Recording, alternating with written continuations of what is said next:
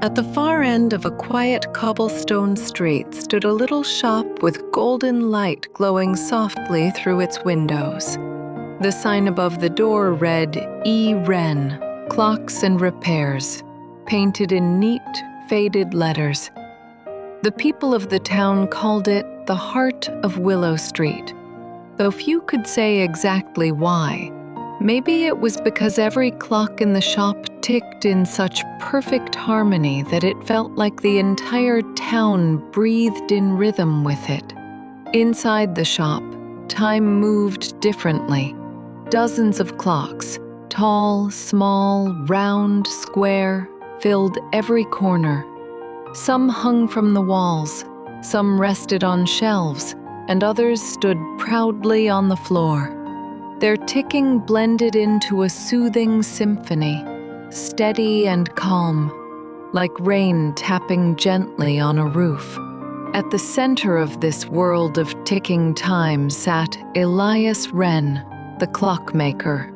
He was an elderly man with silver hair, thin glasses, and hands that trembled slightly when he wasn't working. But when he held a clock, his fingers were steady as stone. Every morning, Elias unlocked the shop door at precisely 8 o'clock. He'd sweep the floor, polish the glass faces of the clocks, and light a small oil lamp by the window. And when the first customer of the day arrived, he would smile gently, as if time itself had been waiting for them. Elias loved the sound of time, not the fast kind that rushed past in the busy streets, but the slow kind, the kind that breathes, that gives space for quiet thoughts. To him, every clock had its own heartbeat. He could tell when one was sad, its ticking uneven as though sighing. Others seemed cheerful, ticking briskly as if eager to greet the morning. Some had deep, slow voices that reminded him of waves, while others ticked softly, like a whisper. But there was one clock in his shop that never ticked at all.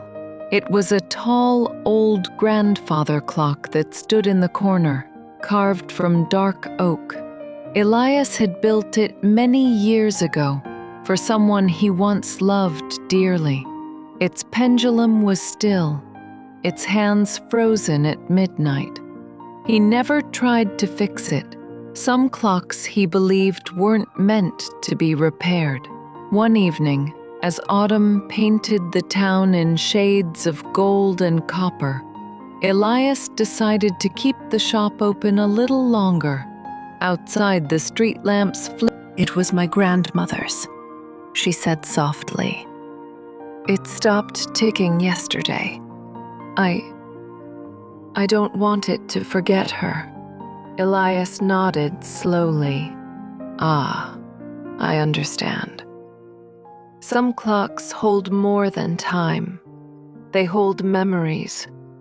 He set the little clock on his workbench and began examining it under the lamp. The girl watched quietly, listening to the other clocks ticking all around them. After a while, Elias said, "It's not broken. It's just tired. Sometimes even time needs to rest." He wound the key gently and gave the clock a soft tap. A moment later, it began ticking again, faint but steady. The girl's eyes widened. "You fixed it." Elias smiled. "No, my dear. I just reminded it what it was made to do." She stayed for a while, asking questions about the different clocks, where they came from, how they worked, why they all sounded so different.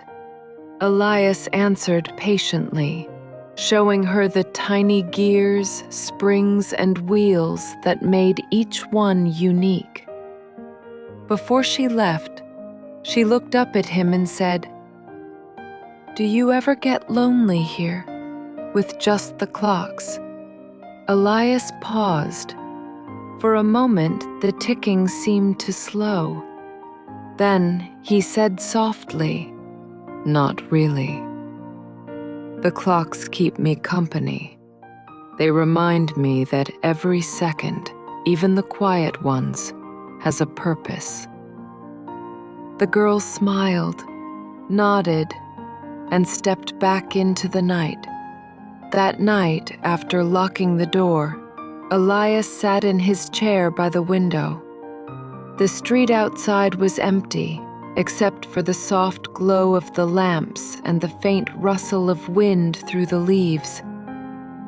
He listened to the clocks, hundreds of them, ticking together in perfect time. The sound filled the room like a heartbeat, steady and alive. He closed his eyes and thought of all the moments those clocks had witnessed: laughter, loss, first kisses, final goodbyes.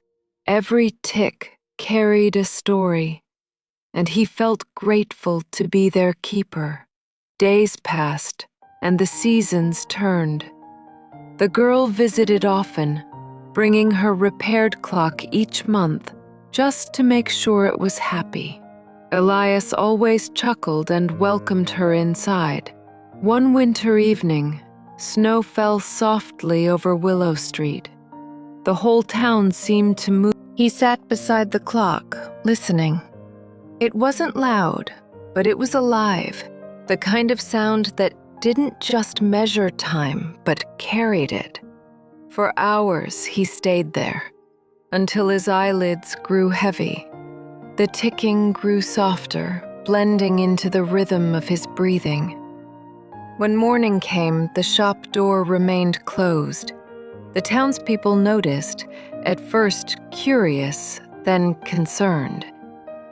The girl from before was the first to knock. When no one answered, she pushed the door open. Inside, the air was warm, filled with the gentle ticking of 100 clocks.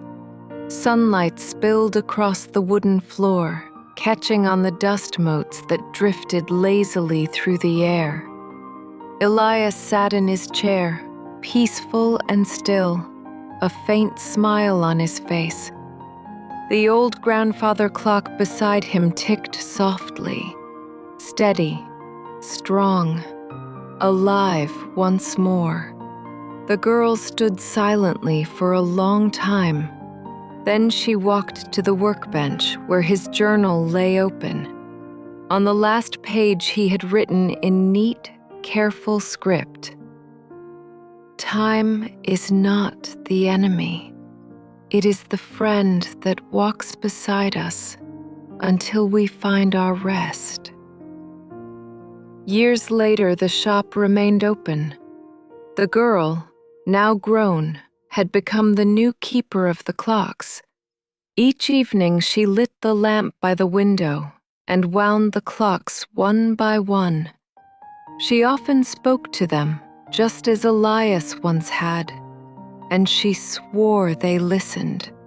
And sometimes, late at night, when the world outside was quiet and only the soft ticking filled the air, she could almost hear a familiar voice, gentle, patient, kind, whispering among the gears. Every tick is a heartbeat.